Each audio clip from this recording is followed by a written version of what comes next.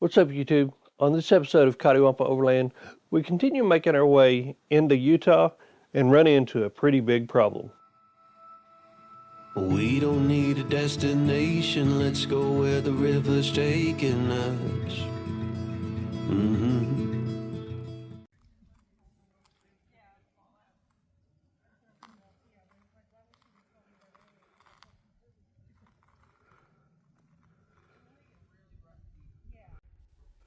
When we left you on the last episode, we were making our way into the Cottonwood Canyon of Utah to find camp for the night.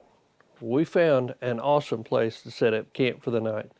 This morning, we were going to hang around camp just a little bit longer. We were waiting on Sherry and Clay to meet up with us to join us for a couple days on the trip.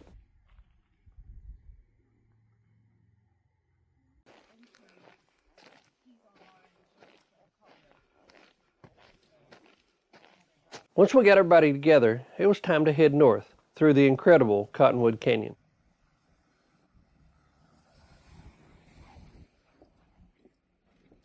Deb and I had been through this part one other time, but we had cut off and went up onto one of the plateaus. This was the opportunity to go all the way through the canyon.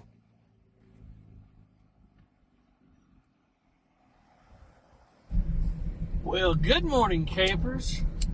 From the Grand Staircase, Escalante. We had an incredible night on terrain that looked like it was from another world. And then we had Sherry and Clay from Odo Adventures show up this morning. So we're going to follow along the Cottonwood Canyon and the Pariah River for a little while today. Should be some incredible sights. Then we're going to make our way into a little bit higher elevation where we're going to check out the Bryce Canyon National Park and then make our way into the Dixie National Forest. It should be a little bit cooler as far as temperatures go tonight, but we've got to get through a little bit of these washboards first.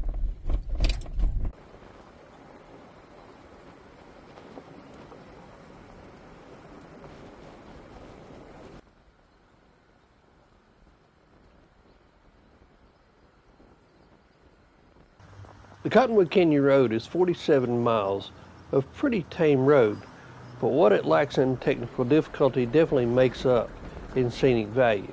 It follows along the Coxcomb monocline, which is a geologic uplift and provides you with some incredible colors.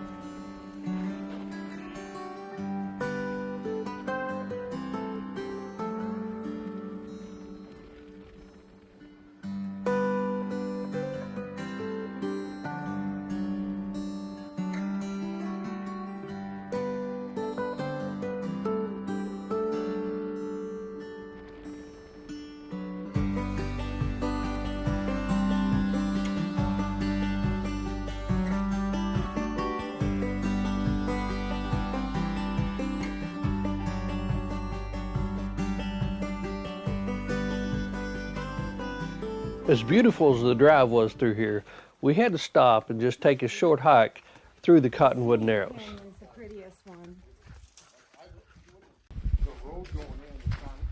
This canyon goes all the way back to where the entrance were before. Huh. Oh wow, this is cool.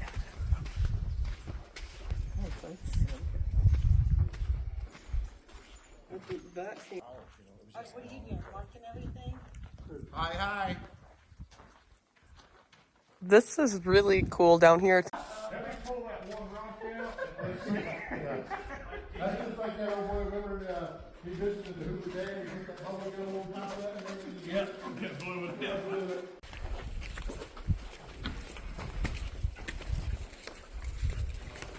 Let's go for a hike. Yeah, let me get my flip-flops on.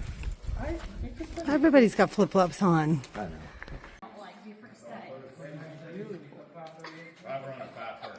That's my sister. Nobody brought a tripod, did they?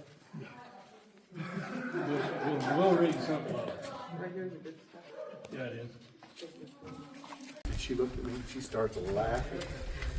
And ever since there's this whole running joke of whether or not there's a Baskin Robbins at the end of the trail.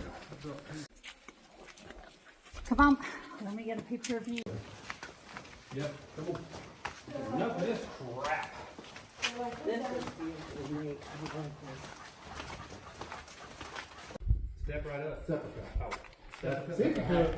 That's a hat. Yeah, grab the step cup. That's a hat. That's Dutch for hat. Where we talked on the radio about starting up into that canyon, Yeah. and turning around. This is the end of it. As we walked back to the rigs after the hike, somebody noticed a dreadful drip underneath Justin and Michelle's Gladiator. A quick inspection showed that there was oil being pushed into the coolant system, and it was causing an overflow, and that's what was dripping out. So we weren't too far from the end of the Cottonwood Canyon, and there just happened to be a state park at the end of it. So we limped Michelle and Justin to the state park. This was a Sunday, so obviously nothing was open. So we decided that they were just going to hang out at the Catacomb State Park until Monday morning, to where they could make some phone calls, get a tow to a Jeep dealership, and get things taken care of. As soon as they got those things taken care of, they were going to be right back on the road and meeting up with us. If somebody has a problem in our group, we normally don't leave them and continue on our route, but they had a really good plan. They were at a state park, weren't going to have any problems there, and didn't seem that they were going to have any problems getting the vehicle out to a dealership or getting it fixed. At least that was the hope. Now, all of that being said, we didn't just take off hours and hours away. We kept today's adventure fairly close to them, and we were within a couple hours. So if they had any problems, we were going to be able to get back to them pretty easy. We made our way through Bryce Canyon and then up onto the plateau, and eventually finding our way north into the Dixie National Forest.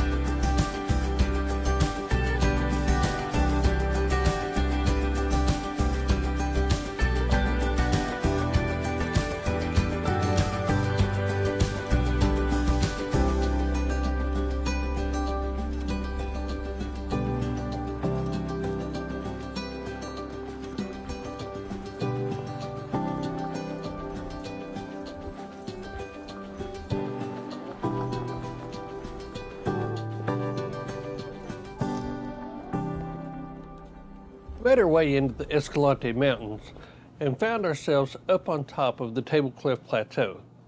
This welcomed us with some incredible views out across the eastern slopes.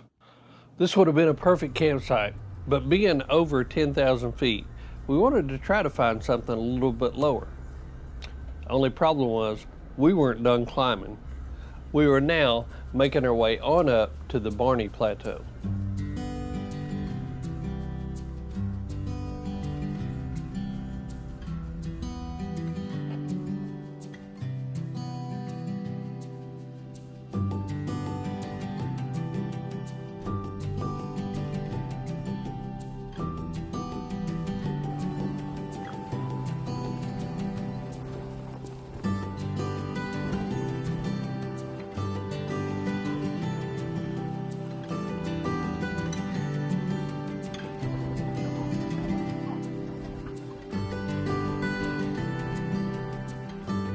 The ride across the plateau was very scenic and definitely different than what we had started out the morning with. Just like the rest of the day, the trail was not difficult at all. But that was all about to change. Not that it was going to be difficult, but you definitely were going to have to be on your game for the next piece. This was the beginning of our descent off the mountain. We didn't know how narrow this trail was going to be, how rough it was going to get, or anything about it, other than it was a line on a map. This is one of those trails that if you didn't have a trailer, wouldn't be a big deal at all, and you just kind of make your way on down it. But it being narrow, not knowing what lies ahead, and having a trailer behind you would definitely give you pause. That's why we like to have groups as big as we do, because if we did have a problem or needed to turn around, then we had plenty of people to help us do it.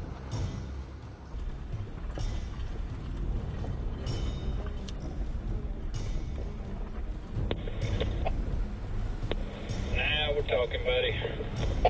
Yeah, man.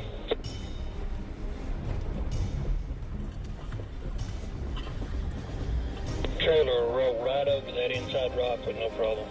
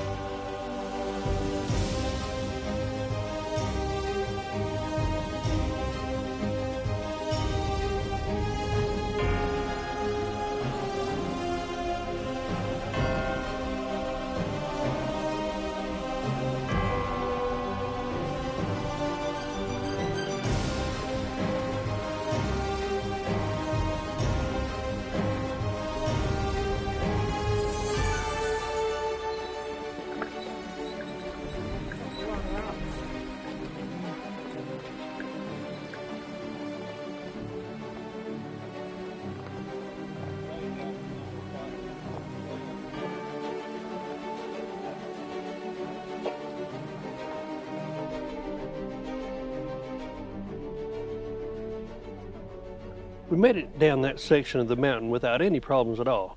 And you could tell from Matt's expression, this is exactly the kind of stuff we had been looking for and just hadn't found yet very much at all on this trip. That's what it shows. After making our way through some of the thickest and largest aspen trees that we've ever seen, we popped out into some meadows like this one right here. This would have been a perfect camp spot, but it still was a little bit over 10,000 feet. And here we come into another one, still over 10,000 feet. We decided, and just like we always do, we try to get down below 8,000 feet to camp. So that was our plan for the evening.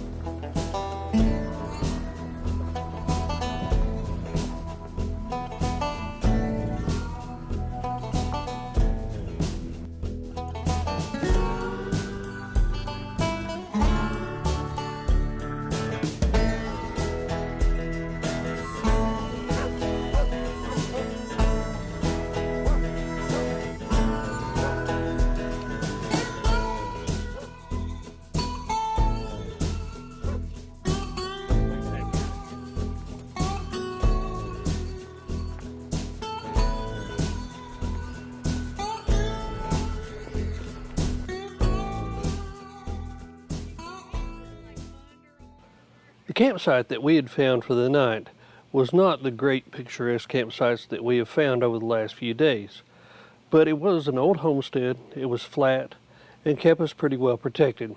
And that was all that we were needing for the night. The other side of that is we were getting ready to leave public property here shortly, and we wanted to make sure that we could find a good site that was legal. The temperature at this campsite was just about perfect. It was just cool enough to need some long sleeves and a campfire for the evening. Wait a minute. We're laying down at 6 or 7. Yeah, but still, He's not asleep yet. Yeah, but we're in the bed. The next morning, we weren't wasting any time at all. We'd woken up to some bad news from Justin and Michelle. We didn't even take time for breakfast. It was time to get on the move.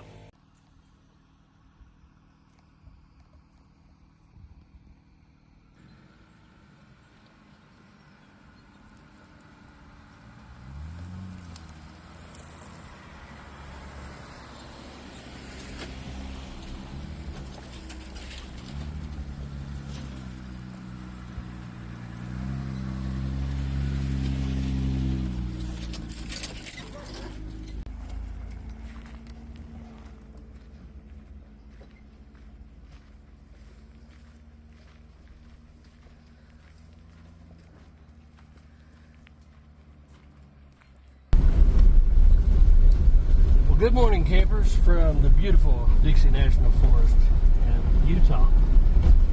Normally this is where I would be telling you what a grand day we're going to be having exploring new regions. But as you know, yesterday Justin and Michelle had apparently an oil cooler problem with their Jeep. You know, we've been across the country several different times, and this is the first major mechanical problem that we've ever had. So they made some phone calls this morning, couldn't get into a Jeep dealership. So we reach out to our friends at Atlas Outdoors, home of Teton X, who have graciously invited us to their shop, so where we're going to fix the Gladiator of Justin and Michelle's from Misplaced Overland and get them back on the trail with us. So instead of taking off to Grand Ventures and Vistas, we're going to be making our way to the grand shop of Atlas Outdoors and Teton X to work on Misplaced Overland's Gladiator and get them back on the road. They'd tried every different dealership within at least 100 or 150 miles, and nobody could get to them within a month. They'd even tried some shops there local in St. George, and nobody could touch them for at least a week. And that's when we decided that we had the tools and the mechanical ability amongst the team to go ahead and fix it ourselves. So we turned our travels back south and west through Bryce Canyon and on to St. George.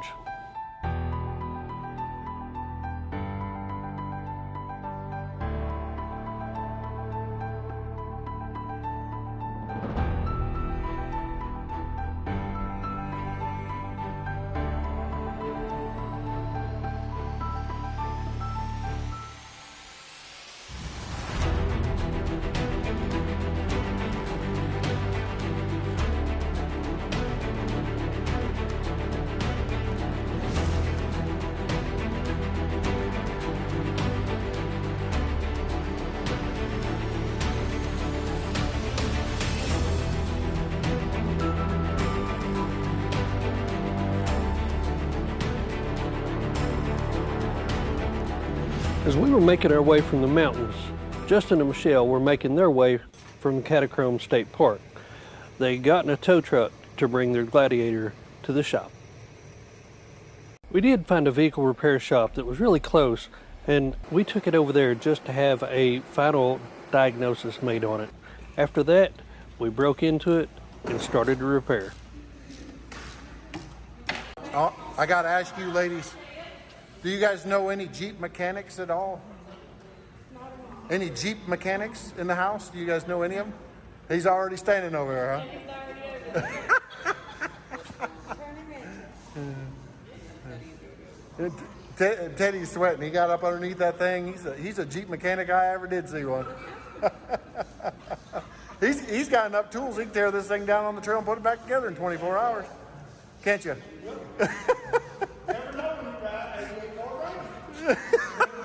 You never know when you're driving an 88 Ford Ranger. I laughed about that, but that's the way it is. Huh? Yeah, that's exactly right. So the final diagnosis was an oil cooler that had sprung a leak between the oil side and the coolant side. This is not a real easy fix. It takes quite a bit of time. You have to take the upper intake and the lower intake off, and it's kind of right down in the middle of the engine. While we were burning as much energy as we possibly could trying to get this Jeep back on the trail, Aspen and Raven kept trying to burn off their energy too, just out of boredom.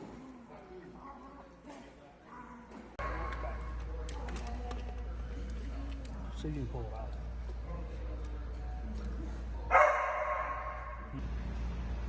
Okay, so if you're following along, this is the culprit right here. So this is one we took out.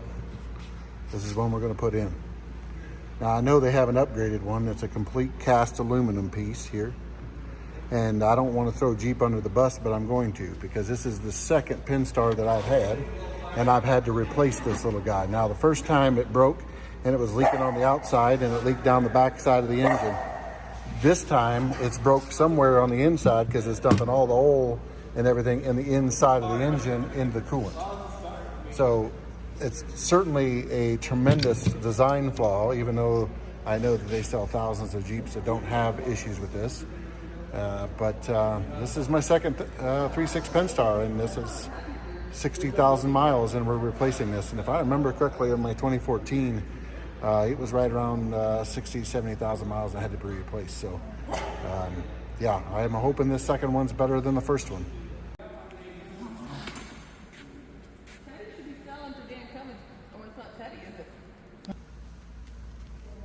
I'm not a smart man.